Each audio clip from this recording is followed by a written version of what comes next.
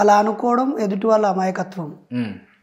ఏ party అయినా BRS నాయకులతోటి అటు అంటే బాగా చక్కర్లు కొట్టినటువంటి కొన్ని వీడియోలు కొట్టినాయి. మీరు లోపల ఉన్నారు, మీరు చూసిరో చూడలేదో కానీ బాల్కా సుమన్ మై సీనియర్ కొంతమంది అట్లా బాల్కా సుమన్ లాంటి కొంతమంది బీఆర్ఎస్ నాయకులతోటి మీరు చేదోడు వాదోడుగా తిరుగుతూ టిఫిన్లు చేస్తూ తింటూ తిరుగుతున్నటువంటి వీడియోలు అయితే బాగా ఈ తిరగడం అనే పదాన్ని వెనక్కి తీసుకొని తినటం అనేది నేరం కాదు. నేను ఒక పిహెచ్డి స్కాలర్ని, ఉస్మానియా యూనివర్సిటీ పోరాట బిడ్డని, తెలంగాణ ఉద్యమంలో భాగస్వామి అయిన వ్యక్తిని. కాబట్టి ఆ ఉద్యమ సమయంలో ఎవరెవరితో అయితే ఉన్నానో, మా కమలాపూర్ పొలిటికల్ చేసి కన్వీనర్గా నేను పనిచేశాను. తెలంగాణ ఆవిర్భావంలోకి గుండెకాయలా పనిచేసిన రైలు రోకో, ఉప్పల్లో జాతీయ స్థాయిలో 7-8 రైళ్లు ఆగిపోయి రైలు రోకో చేసిన టీంకి నేను నాయకత్వం వహించిన వ్యక్తిని. సింగరేణి ఏరియాలో గోలేటి నుంచి సత్తుపల్లి వరకు అన్ని డివిజన్లలో అన్ని బొగ్గుబాయిల మీద గేటు మీటింగ్లో పెట్టిన వ్యక్తిని. ఆ క్రమంలో అన్ని ప్రజా సంఘాల నాయకులు నేను కలిసి పనిచేశాము. గవర్నర్గా పనిచేసిన విద్యాసాగర్ రావు గారితో డయాస్ పంచుకున్న సందర్భం ఉంటుంది, కిషన్ రెడ్డి గారితో డయాస్ పంచుకున్నది ఉంటుంది. అలాగే ఎంతోమంది కాంగ్రెస్ వాళ్ళైనా బీజేపీ వాళ్ళైనా. మంచి ప్రశ్న, ఈ అడగాల్సిన ప్రశ్న ఇది. నేను ఏ రాజకీయ పార్టీలో సభ్యత్వం లేని వ్యక్తిని, ఏ రాజకీయ పార్టీతో భాగస్వామి అయ్యే వ్యక్తిని కాదు. కాకపోతే నా భావాజాలం మాత్రం ప్రత్యామ్నాయ రాజకీయాలు, కులము మతము పునాదుల మీద రాజకీయాలు చేసే వాళ్ళకి భిన్నం. అంతవరకే నేను సాంస్కృతిక రంగాన్ని ఎంచుకున్నాను. సమాజ కల్చరల్ ఆల్టర్నేట్ కల్చర్ని ఇవ్వాలని అజ్ఞానాన్ని పోగొట్టే యాంగిల్లో పనిచేస్తున్నాను. కాబట్టి అన్ని పార్టీలలో ఉన్న నాలాంటి వాళ్ళందరూ నా పార్టీలో చేరినట్టే, ఆయా పార్టీల్లో ఉన్నట్టు. ఆఖరికి బీజేపీలో ఉన్న ఖుష్బూ లాంటి వాళ్ళు, కమల్ హాసన్ లాంటి వాళ్ళు, ఏ పార్టీలో ఉన్న నాస్తికులని నాకు సంబంధం ఉంటుంది తప్ప నేను రాజకీయ పార్టీలో సభ్యుని కాదు, నాయకుని కాదు. నా వెనక ఏ పార్టీ లేదు, నా ముందు ఏ పార్టీ లేదు. ఇప్పుడు కమల్ హాసన్ ఖుష్బూతో కూడా మీకు సంబంధాలు ఉన్నాయి? వాళ్ళు నేను నాస్తికులు అని గౌరవిస్తాను కాబట్టి చెప్తున్నాను. అంటే మీరు మాట్లాడతారా వాళ్ళతో? మాట్లాడతాము, వెళ్తాము. తమిళనాడు కూడా వెళ్తాము, అక్కడ ఉన్న స్టాలిన్తో కూడా మాట్లాడతాము. పెరియారు సమాజ్ దగ్గరికి వెళ్తాము. ఆయన మనవడు, ఆయన కొడుకు వీరమణితో కలుస్తాము. మనవడు అమరావతితో మాట్లాడతాము. ఆయనతో పనిచేసే ఎంతమందితో కలుస్తూ ఉంటాం, మాట్లాడుతూ ఉంటాం. మాట్లాడడం నిషేధం కాదు కదా, కలవడానికి ఏమైనా నిర్బంధాలు ఉన్నాయా? ఈరోజు పార్టీలో ఉండి తెల్లారి వరకు పేటు ప్రయాణించేటోడు ఉండగా లేనిది మేము మా భావజాలంతో ఉన్న అన్ని పార్టీలోని అందరి మనుషులతో ఉంటాం అంతే. రైట్. ఇప్పుడు ఏ ఎజెండా లేకుండా, లేకపోతే ఏ గమ్యం లేకుండా, ఏ గోల్ లేకుండా ఏ మనిషి ఉండడు. మీరు కూడా ఉండను. మీరు రాజకీయ ఎజెండా ఏంది అంటే ఏం చెప్తావు? రాజకీయము, పాలిటిక్స్ నేను డిగ్రీలో చదువుకున్నాను, పీజీలో చదువుకున్నాను. ప్రజల జీవితాన్ని ప్రభావితం చేసే ప్రతి చర్య, ప్రతి అంశం పాలిటిక్స్తో ముడిపడి ఉంటుంది. కాబట్టి మంచి పాలిటిక్స్ ఉండాలి. అలాగే రాజకీయ వ్యవస్థలో ప్రతిపక్షము, ప్రభుత్వ పక్షము, ఈ రెండింటి మధ్య ప్రెషర్ గ్రూప్స్, ఈ రెండింటిని ఇది బాధ్యత మర్చిపోతే గుర్తు చేసేది, ఇది దారి తప్పితే ప్రశ్నించే ప్రెషర్ గ్రూప్స్ ఉంటాయి. అంటే కొంతమంది అభ్యుదయ భావాలు, ఒకే భావం కలవాళ్ళు కొన్ని సంఘాలుగా ఏర్పడి ఆ సంఘానికి ఒక లక్ష్యం పెట్టుకొని ఆ లక్ష్యం కోసం కార్యాచరణ పెట్టుకొని ప్రజలతో మద్దతు కూడగడుతూ తప్పును తప్పని, ఒప్పును ఒప్పని, మంచి చేస్తే అభినందిస్తూ, చెడు చేస్తే విమర్శిస్తూ రాజకీయాలకు అతీతంగా ఉండే ఒక మూడవ కోణం కూడా ఉంటుంది. ప్రతి మనిషి మీలాగే చాలామంది, ఎంతోమంది ఐదర్ ప్రతిపక్షమా, లేకపోతే పాలకపక్షమా, లేదంటే లెఫ్ట్ పార్టీలో ఉండే పక్షమా అని రాజకీయ పార్టీల కోణంలో రాజకీయాలను చూస్తున్నారు తప్ప ప్రజా రాజకీయాలు కూడా ఉంటాయి. కానీ బైరి నరేష్ జైలుకు పోయిన తర్వాత ఇవాళ నైట్ ఇవాళ పోతాడు అనగా ఇక తెల్లారి నుంచి స్టార్ట్ అయింది. బైరి నరేష్ ఈ పార్టీ అయినా, ఆ పార్టీ అయినా, ఆ పార్టీ అయినా, ఈ పార్టీ అయినా అన్నాడు. ఏమనుకున్నావు నువ్వు? చాలా సంతోషపడ్డాను. ఎందుకంటే మా పార్టీకి సంబంధం లేదు అని ఒక పార్టీ ప్రకటించాడు. కానీ మిగిలిన పార్టీలు మా పార్టీ ఓన్ చేసుకున్నారు. అంటే నాస్తికుణ్ణి కూడా ఈ పార్టీడు మా పార్టీ అనుకుంటున్నారంటే అర్థం ఏంటి? ఏడా నిన్ను అంటే దీని దగ్గర చేయలేదు, నేను అంటుంది మీకు అర్థం కాలే. ఈ పార్టీ ఆయన అని చెప్పేసి అవతలోళ్ళు ఇప్పుడు బీఆర్ఎస్ ఉంటేనేమో బీజేపీ అని, బీజేపీ ఉంటేనేమో బీఆర్ఎస్ అని. పాపం మధ్యలో కాంగ్రెస్ వదిలిపెట్టినట్టున్నారు. కాంగ్రెస్ కూడా ఒకవేళ వాళ్ళు నన్ను వాళ్ళ పార్టీకి సంబంధించిన వ్యక్తి అని అనుకుంటే నేను సంతోషిస్తాను. ఒకవేళ కాదు అని చెబితే నేను ఇంకా సంతోషిస్తాను. ఎందుకంటే ఒకవేళ మా పార్టీ అని వాళ్ళు అనుకున్నారనుకో, ఓహో ఈ నాస్తికత్వం పునాదుల మీద నడుస్తున్న నన్ను కూడా ఒక పార్టీ గౌరవిస్తూ నావాడు అనుకుంటుందా?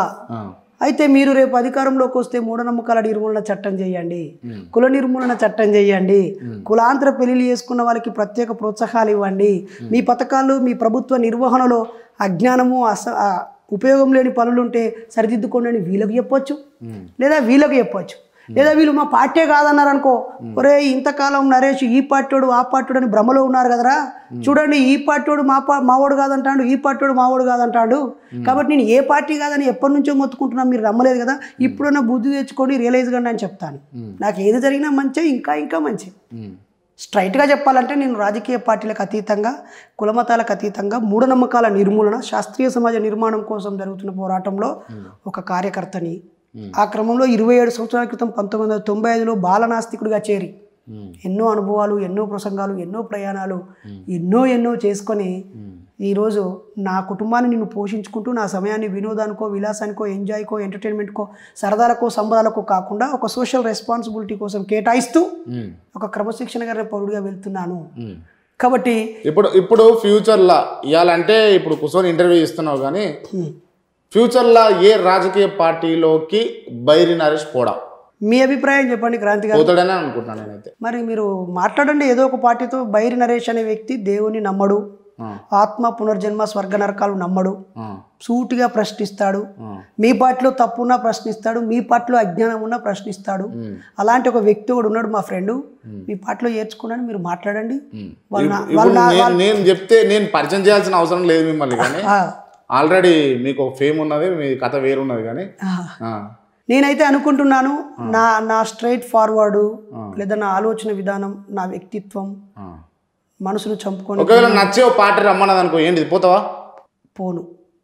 ఎందుకు ఇంతసేపు ఆలోచించిన? ఎందుకనంటే మౌనము అంగీకారం కాదు. గ్యాప్ తీసుకునే లోపు మీరు ఏ స్థాయిలో స్పందిస్తారో చూద్దామని ఆగాను. అలా పోయేవాడిని అయితే తెలంగాణ ఉద్యమం కంటే గొప్ప సందర్భం ఏముంటుంది? అలా పోయేవాడిని అయితే ఉస్మానియా యూనివర్సిటీలో పిహెచ్డి చేస్తూ అక్కడే అడ్మిషన్ ఉన్నప్పుడు యూనివర్సిటీ రాజకీయాలు ఎందుకు చేయను? రెండు పెద్ద సందర్భాలే కదా. ఈ రెండు సందర్భాలు వదులుకోవడమే కాకుండా మూడో సందర్భం, ఈరోజు 155% మంది ఉన్న బీసీ కులాల్లోంచి పుట్టిన నేను, మా ఆవిడ ఒక కాపు కులస్తురాలు, నేను ఒక పద్మశాలి, ఈ రెండు కులాలను ఆర్గనైజ్ చేస్తూ కులం ఆధారంగా ఎందుకు రాజకీయాలు చేయను? రాజకీయ లక్ష్యమే ఉంటే ఈ మూడు, మీకు తెలంగాణ ఉద్యమంలో నా పాత్ర పోషించాను, రాజకీయాలు తీసుకోలేదు. ఉస్మానియాలో పిహెచ్డి చేసి 10 ఏళ్ళు ఉన్నాను, దాని కేంద్రంగా రాజకీయ పునాదులు వేసుకోలేదు. లేదా నా కులంలో ధనవంతులు ఎవరు, వ్యాపారవేత్తలు ఎవరు, రాజకీయంగా ఎదినులు ఎవరు, నా కులాన్ని ఆర్గనైజ్ చేసి ఇవి మూడు నేను చేయలేదంటే ఇంకా అభిప్రాయపడతేలా? ఇప్పుడు నన్ను నమ్మి 86,000 మందిలో 50,000 మంది యూత్ ఐకాన్స్, కులమత రాజకీయాలకు అతీతంగా సాంస్కృతిక విప్లవ యోధులుగా పుస్తకాలు చేతబట్టి చదువుతూ, గొంతును ఆయుధంగా చేసుకొని మాట్లాడుతూ, ప్రశ్నకు ఆయుధంగా చేసుకొని తలదించకుండా ముందుకు సాగుతున్నారు కదా. కాబట్టి నేను వాళ్ళందరినీ నాకేదో ఒక ఎమ్మెల్యే, ఎంపీయో, లేకపోతే జెడ్పీటీసీయో, సర్పంచో, ఓ కాంట్రాక్టో వస్తుందని ఆశపడి నేను వాళ్ళ నమ్మకాలని వమ్ము చేయలేను. పెరియారు రాజకీయాలను ప్రభావితం చేశాడు, కానీ రాజకీయ ప్రత్యక్ష ఎన్నికల్లో లేడు. పూలే అలాగే చేశాడు, బుద్ధుడు అలాగే చేశాడు. సంఘ సంస్కరణ ఉద్యమంలో పనిచేసే ఎంతోమంది రాజకీయాలకు అతీతంగా పనిచేశారు. అక్కడ నారాయణ గురు గౌడు, ఆయన ఏ పార్టీ కాదు, కేరళలో 100% అక్షరాస్యత కారణం ఆయనే.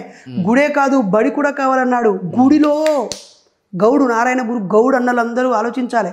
గుడిలో ఈ దేవుడి విగ్రహమా ఆ దేవుడి విగ్రహమా అన్నప్పుడు, అరే పిచ్చోడా ఏ దేవుడి విగ్రహం అక్కర్లేదని ఒక మిర్రర్ పెట్టాడు. ఈ సైజులో ఒక ఖాళీ మిర్రరే ఉంటుంది. ఆడికి వెళ్ళి నిన్ను నువ్వు చూసుకొని లోపాలు గుర్తించి సరి చేసుకునే మార్గం చూపిస్తాడు.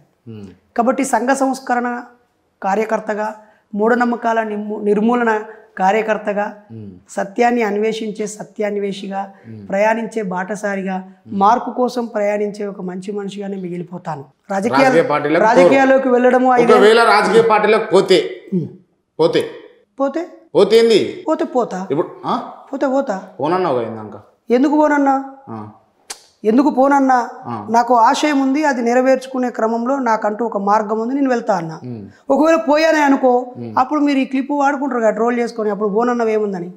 అందుకే ఇప్పుడు చెప్తున్నా. తాగుబోతోడు నేను బంద్ చేసిన అని 100 మందికి చెప్తాడు. ఇప్పుడు మీరు తాగుబోతుల్లా? నా ప్రశ్న వినకుండా నన్ను తాగుబోతు అనే హక్కు నీకెవడిచ్చాడు?